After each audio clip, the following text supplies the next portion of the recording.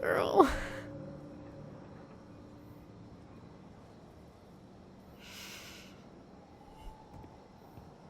Oh God, I'm crying. I have tears. Hey, peep what I just found downstairs. What do you think? Will it have aged well, or just gone bad? That is the cutest mom I've ever seen. Oh God, Tyler. Ugh. Where are you at right now? Seriously, where are you? I just keep hearing her say she wasn't going to hurt you. Oh, girl. Over and over. We were kids. You We didn't... freaked out. You weren't equipped to deal with that shit. She was just talking to you. And I didn't know, girl. killed her. Stop.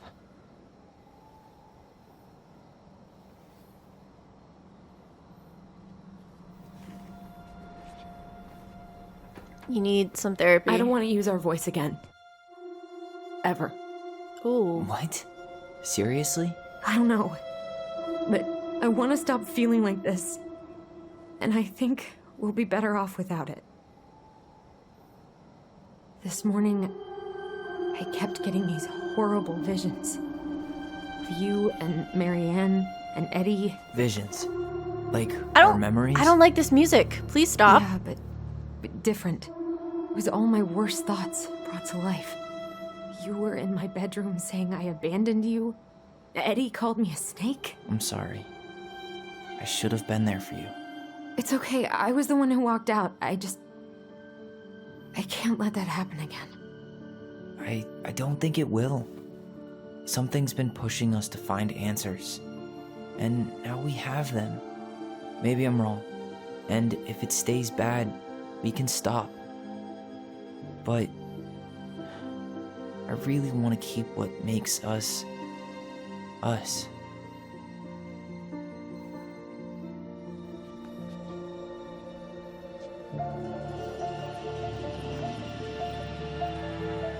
The Mad Hunter was forced to remain below the lake with the Moon Hag, but she did not kill him, because even reduced to just one hand, he was too useful a servant. Lo, he plotted What do the you day think? he would emerge, Brothers and to sisters? once again hunt the wise princess and earn back his left hand. Always. And that is the story of how the crafty goblins rescued the wise princess from the Mad Hunter.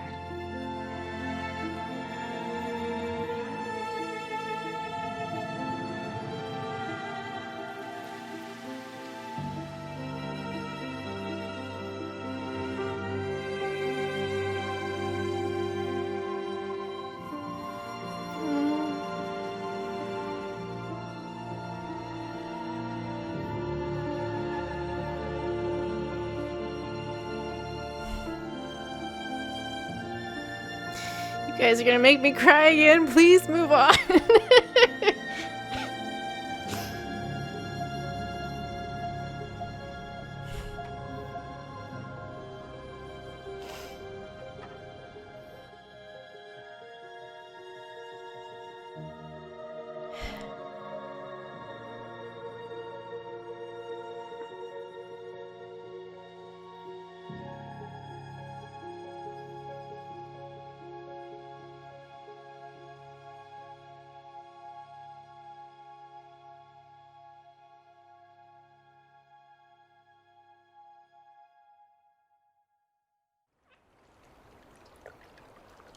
Six months later.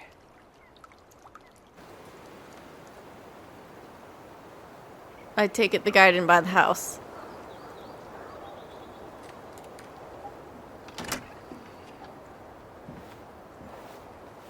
Whoa, Tyler, what did you do to your hair?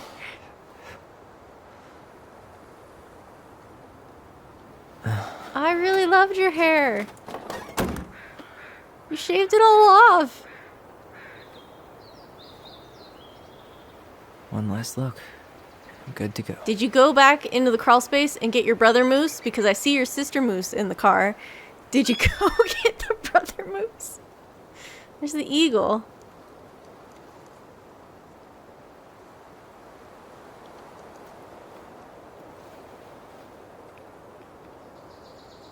Hey, it's me. Hey, me. House is empty. I'm getting ready to head out. So, last chance. Is there anything you want me to do while I'm in town? Listen, Ty, you're dropping off the keys with Tina, right? Yep. Gonna leave them at her office on my way to the ferry. Well, that's it then. How is Juno?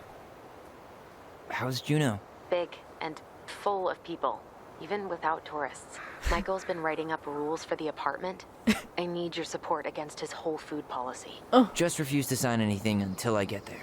Okay? Okay, but you better hurry. They're If he rooming. gets his way, we'll only have one small shelf for junk food. What? Heresy. I'm gonna need like twice that just for snack cakes after my surgery next month. I know, right? This cannot stand. How are you? Good, actually. Really good. You? Same. You know, emptying the house really cleared my head out. Thanks for doing that. The observatory really needed me this week. And after everything that happened, I just felt like I needed to keep some miles between me and Delos Crossing. Hey. No worries. You still loving your therapist? Yes. Still, yes. I was Yes. actually just doing some letter writing she assigned me as homework. It really helped me get some perspective. That sounds awesome. Yay. Therapy. Did you see the article I sent you about Tom losing the election? Yes. Yes, I saw your message right before derby practice, so I didn't have time to read it. But I did cackle at the headline. Yay. Did you picture Tom's face whenever you went in for a block? No, but that is a great idea. Anyways, I'm glad Tessa finally left his ass. Yes. Karma is a bitch. Yes. Okay, I'm gonna hang up now. See you tonight. Okay, I'm gonna take one last walk through the house and then head to the ferry. Drive safe. Pretty sure that's the only way possible in the old Alyson mobile. Love you, Tyler. Love you. Did you get your brother moose? Where is your brother moose? I'm going to the crawl space. Tell me I could go to the crawl space. I need to know. No, you boarded it up. Of course you boarded it up. Goblins out. Your brother moose? Ugh. How could you do that? Is this open at all? No. Okay. And the pier. Let's walk out to the pier, see if there's anything to be said. There's like flowers growing. Ooh, we can have a sit. Let's have a sit. Why did you cut your hair, Tyler? Why? Everything okay, Ty? Oh. Actually, yeah. Everything really is.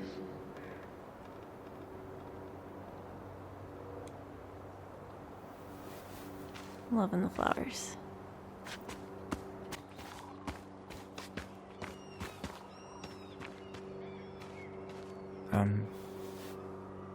I'm sorry we're leaving you alone out here.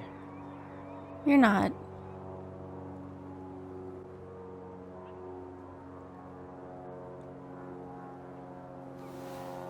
Bye, Leo. Aww.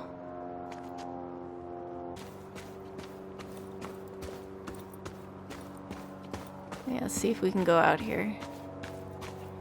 6 months later.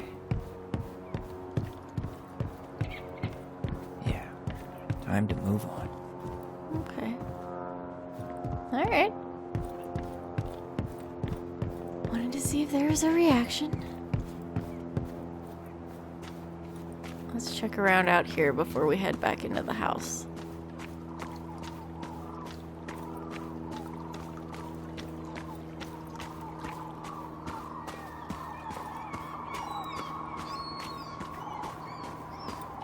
Any beavers at the beaver dam?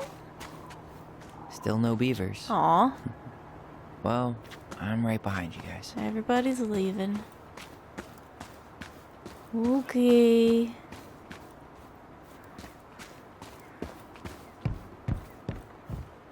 Oh, can I open this now? I totally can. Oh man, look at it. Look at how empty it is. This really is an awesome house. Man, seeing it empty is so weird. It is weird. At least it's the last time we'll ever have to. You didn't take them to the dump! They're still here! Delos Crossing Most Wanted escapes. The Fuzzy Bandit puts mail at peril once again. Oh no! Oh, that's hilarious. I wonder if he ever found his horse figurine. Since that vase is now gone. You're just gonna have a ladder in here? Oh, hello, laptop. Sleeping bag. Mike, must be relieved to finally be done with that place. No doubt. If traffic's not too bad, I should be back at our place around 4 p.m. Haha, traffic in Delos. Only if the mailbox bandit escaped. Hey, I'm making that biscuit thing you like. Damn, on my way. I'll probably take out some fire hydrants and stop signs. Don't die. I'll keep it warm. See you in a few, Tyler. Can I... Nope, just that biscuit thing that you like. Didn't take that with you. Just leaving it. I guess you could paint over it.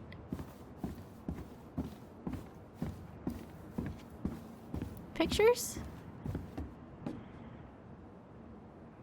Goblin treasure, you should take them all. Oh, these are the pictures he decided to keep. Aw. Oh, there's one with Tyler and Eddie. On their birthday. Yay. See, everything's fine. Everything's fine. They did still have some kind of relationship. I love this picture at the bottom of the three of them. It's great. Take them all. What is this? Hey, goblins. Word in town is you guys finally sold the house. I came by tonight to help you fix what needs to be fixed, but there was nobody home. Are you gone already? Things change so fast these days. Anyway, you know where to find me if you want me to fix things. If you're still in town, I mean. It's getting late and I'm pretty tired. Oh, and I'm sorry for acting like the stupid ass I am. Everywhere I look, I think about what used to be. I'm trying to do better, but I think it might be too late for an old bear like me. Not sure if this will reach you. It's getting late. Call me if you're still around. Be safe, Sam. P.S. I wish it was as easy to fix everything as a boat. Oh, Sam. Oh, is her door gone? Oh, no. Her door's still there. Okay. Still don't know how you're going to explain that to new owners. Juneau University. That all needs to go in the trash. Let's check out. Send picture to Alyson. Just showing her that the room's clear?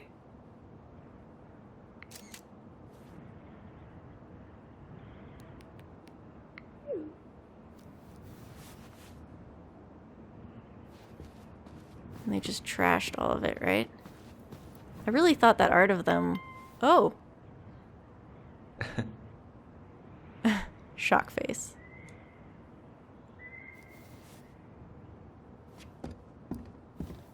Really thought that picture of them was the one that their mother, they got rid of the fridge, drew, painted, kept the stove. I missed some stuff over here. Wait, what's on the floor?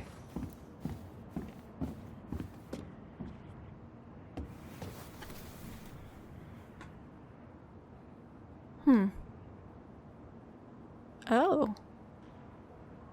Oh, that's cool. You're not gonna take that with you?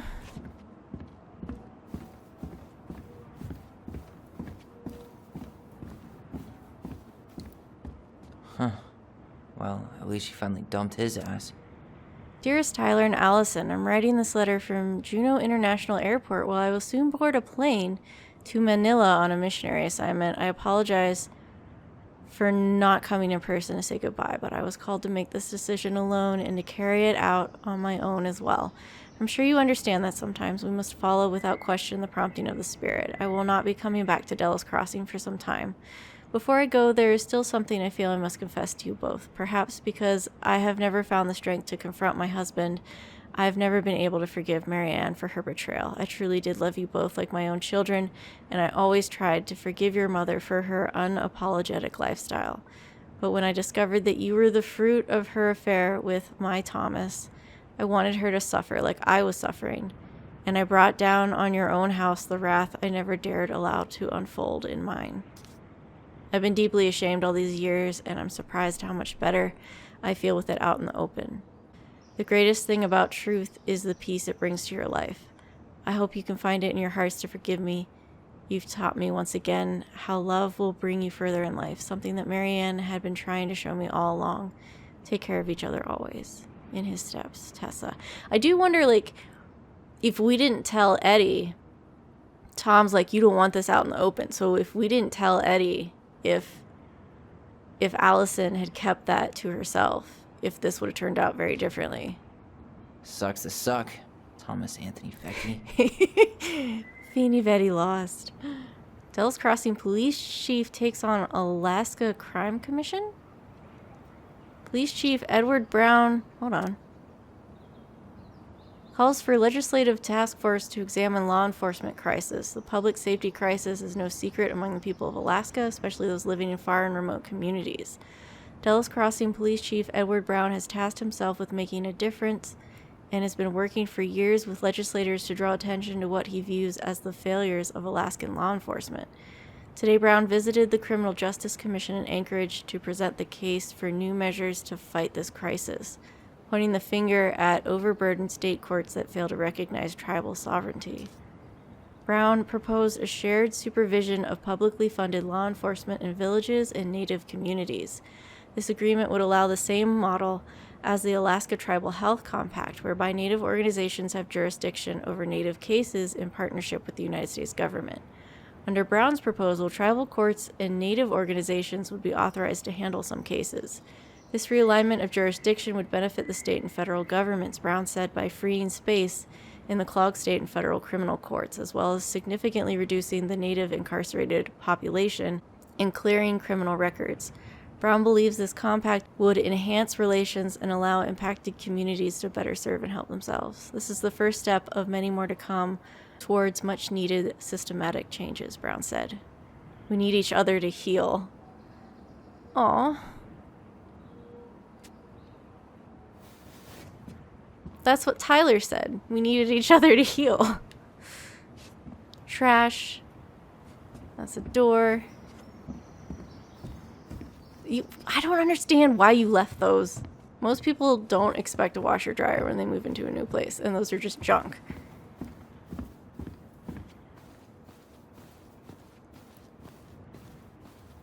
So if you carted off the fridge, that's right, she was keeping that. No, they were trashing that, not keeping it. Oh, that's gonna be gone.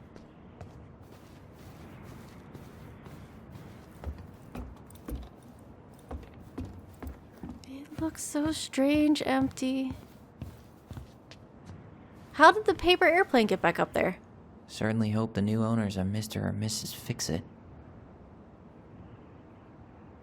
Oh. So I actually missed the paper airplane and I just went back to an earlier chapter to knock it down. That's why. That's why the paper airplane's still up there. That's fine. I like it. It can stay up there.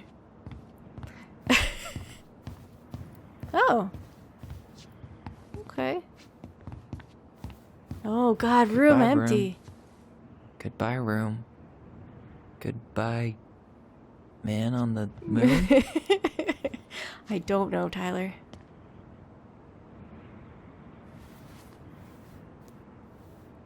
Isn't it Goodnight Moon, Goodnight For Stars? posterity. I don't know.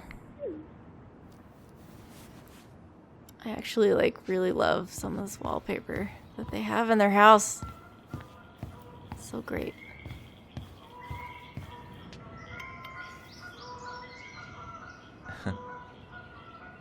Aw. Goblins.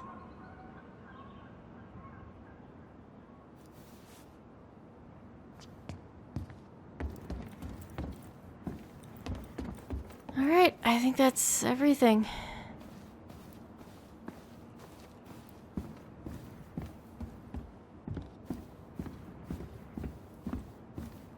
Taking a quick look. You gonna leave your laptop, Tyler? Cause, kinda need that, don't you? Oh, hold on. I wanted to check the sandbox. I hope the next goblin family bakes a lot of sand pies in this. Aw, what's he got? I hope the next No. goblin family bakes a lot of sand pies in this. Hey there, little buddies. Oh! You keep an eye on this place for us, okay? There's eggs! Oh. Hold on, that's the door. Wait a second. Examine? Oh, what's that? Annual queer prom, come as you are. This is that thing I was telling you about. See you there. D. Aw. Aw, dreamy sigh. Aw, you two are cute.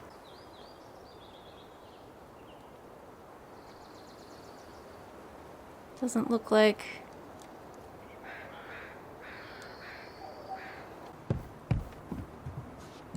I should grab the rest of my stuff before I head out. Yeah, you should.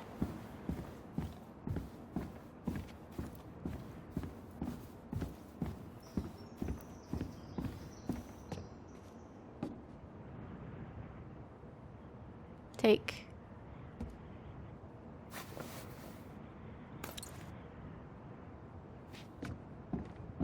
Just leaving that, okay. But you got your sleeping bag and everything else. Okay, is that it? Are we done now? Leave the house for good. Let's go. Maybe, maybe, maybe. So I think the only one we haven't read is Goblins Meet the Ice Troll, so we should read that. Once upon a time, in an ancient and deep forest, the crafty goblins were awake long after they should have been asleep. One goblin said to the other, "Let's go explore the forest." Now the goblins were not in the habit of exploring the forest late at night, and they did not know what they would find, but this did not scare them off. They crept out of their beds, bundled up, and went exploring. It was dark. The light of the moon was just enough to keep them from walking into trees, but they could not see more than 15 feet in front of them. Every time a twig snapped or branches rattled, they considered turning back, but they didn't, and so they ventured far beyond the house into a part of the forest they were not familiar with. When they realized the snapping of twigs and the rattling of branches had become steady, something was following them. They turned to run, but a hulking figure emerged from the darkness, sweeping them up with a giant hand and stuffing them into a burlap sack. The goblins wiggled and cried out, but the sack remained shut as their captor stomped through the forest, singing whittle-dee-dum, whittle-diddle-dee, in this bag's a meal for me. After a lot of thumping and thudding, the bag opened and the goblins were dumped into a giant iron pot of warming water. A huge troll stood overhead, grinning down at them through long, bushy white eyebrows. "I am the ice troll, and you are my dinner." He readied to cook the goblins, singing whittle-diddle-dum, dum-dee-dee, there's soon to be a soup for me. Finishing his ditty, he bent over to stoke the fire beneath the pot and let out a loud noise of pain, rubbing a spot on his back that always ached.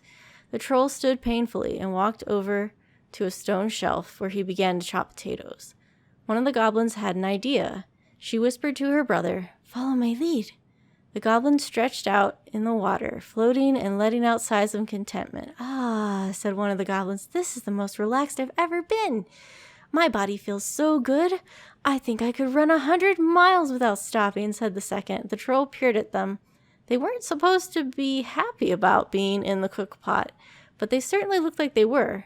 "Troll," said the goblins, "if your back is hurting, you should try sitting in the water just for a little bit before it gets too hot."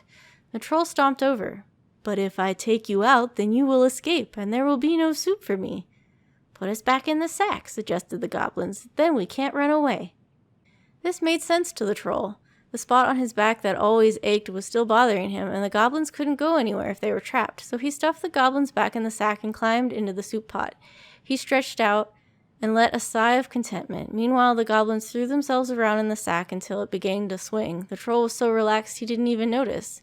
The bag dropped onto the shelf where the troll had been chopping potatoes, and the goblins pushed it up against the edge of the troll's knife, sawing a hole. Then they made a break for it. The troll finally noticed what they were doing and roared out in anger, but he was so relaxed that when he tried to chase them, he tumbled out of the cookpot and into the flames, catching his bushy eyebrows on fire. The goblins ran and ran and ran as fast as they could through the ancient and deep forest until they were back in their cave and safe in their beds. They vowed never to venture out in the ancient and deep forest late at night again, for they did not think they'd get so lucky as to trick the ice troll twice. And that is the story of how the crafty goblins met the ice troll and why they never did again. Leave the house for good.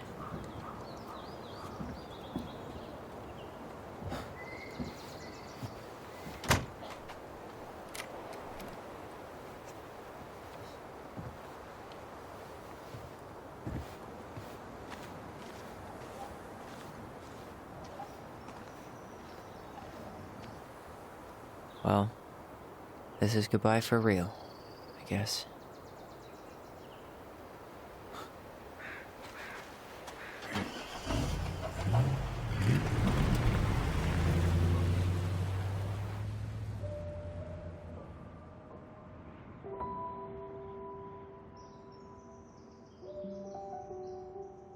Hey, Aaron.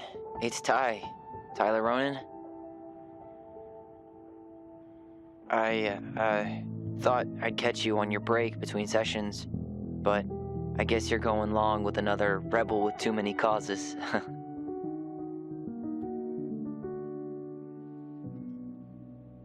I know I haven't reached out since I left Fireweight, but I just wanted to say, well, you were right about grief, about it going in circles. This morning, I was out on the porch staring at the fog, and my mother, she just tumbled right out of me. But it was okay. It actually felt good to remember.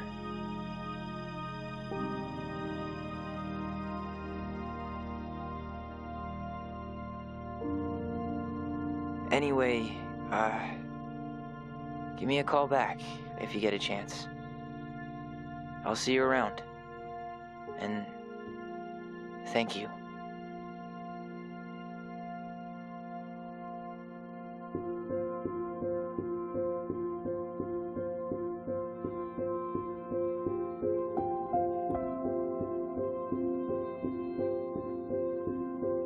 Oh, wow. Well, that was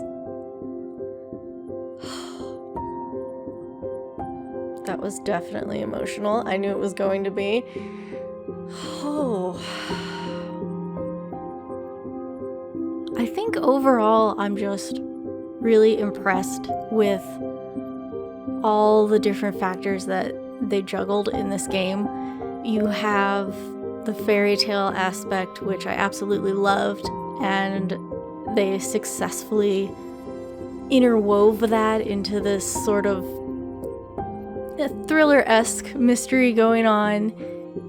I can't, as a cis white woman, I can't talk to transgender representation or native representation, but it does seem like they tried really hard to do that respectfully. I really enjoyed just the setting of Alaska and the culture of Alaska that we were able to experience. They snuck little issues in there like poaching and, interrupting the salmon migration and fishing accidents and all this stuff that I thought was great. You know, issues with the natives and having their culture erased and things like that. I really love how they handled mental health. Like Marianne, obviously, she had a story. She had a sympathetic side, and a lot of times, especially in video games, someone suffering from mental health is the villain, and their trauma isn't really unpacked. And I think that they did Marianne really well, and I really loved how they gave that attention to Alyson, that somebody who went through what Alyson went through, would have issues. She would, she carried the secret around for years and years, and that's going to eat away at her. And I really appreciated, as somebody who does suffer from anxiety and depression, I really appreciated how they handled mental illness in this game. I really enjoyed the idea of memory and how nobody remembers everything 100% exactly the way that it went. Originally, I'm like, okay, I have to choose the right memory. And I think maybe what it comes down to is what Tyler said at the end. You will never know 100% what happened. You can only choose what you believe. And I think that's true for every time we had a memory between Tyler and Alyson, maybe none of them were correct. And I said earlier that the twin wants you, whoever you're not in control of, wants you to trust their side of the story. But the one scenario that really bothered me was the one between Eddie and Marianne, because I feel like Eddie wouldn't have berated Marianne like that. I felt like he would have been more like how Alyson saw him, but I also felt like Marianne would have been angry with him. So I feel like the truth, what actually happened, was a mix between their two memories, and that neither of them were 100% correct, and that actually that fits with how the story, with how the fallibility of memory was brought up in the game. And I just think that was really cool. Just how there's so much in here that they played with, and I just think they wove them, all these various elements, together really well. I loved the sibling dynamic between Alyson and Tyler. I adored that. I have a brother, and so I know what that experience is like.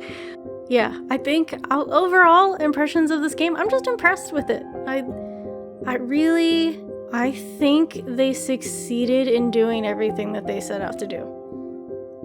To me, this, like, everything just hit perfectly well. And I'm super glad that I got to play this. It was an emotional ride, to be sure. I think Dontnod should be very proud of what they've accomplished here. And I really enjoyed this game, and I hope that you enjoyed watching.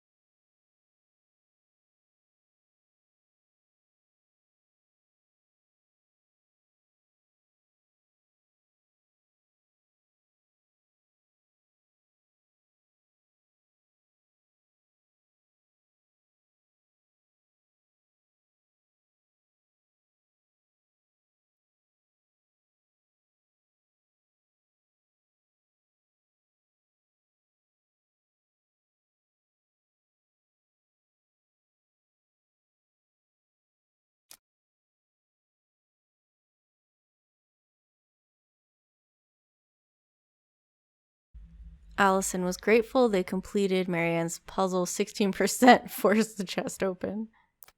Alyson was influenced by Tom's testimony. Oh, okay, so 40% believed that Tom was wrong. I do wonder if 40% of those people believe Tom was lying, or if 40% of those people, because there is a sort of like, let's let the twins believe that their mom was trying to kill them because that's just easier. And actually less traumatic than believing that they killed their mom for no reason. So I can understand that 40%. Oh, 5% let go of their voice. Oh my gosh. I really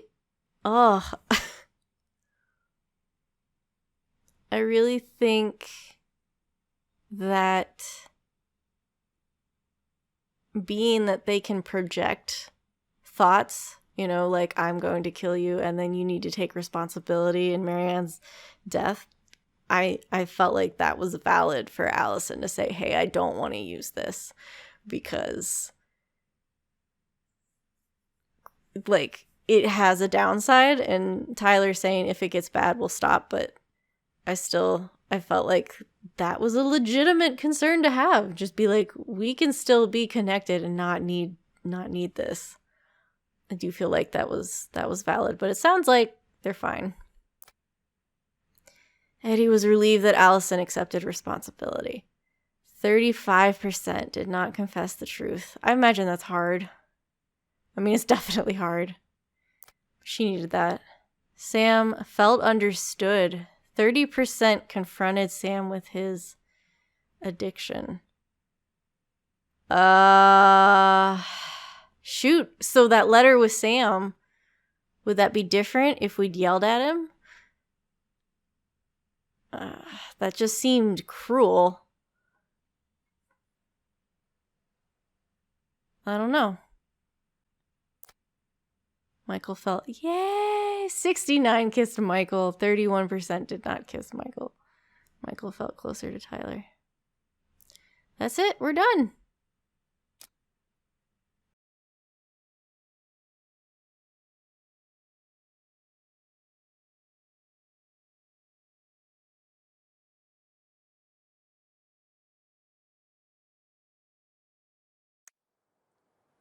So, yeah, that's it. That's the end. This was every bit as emotional a ride as I expected it to be, and I hope that you enjoyed. Thank you so much for watching. I hope everyone is staying safe and that you are having a wonderful day. And I'll see you next time. Thanks for watching.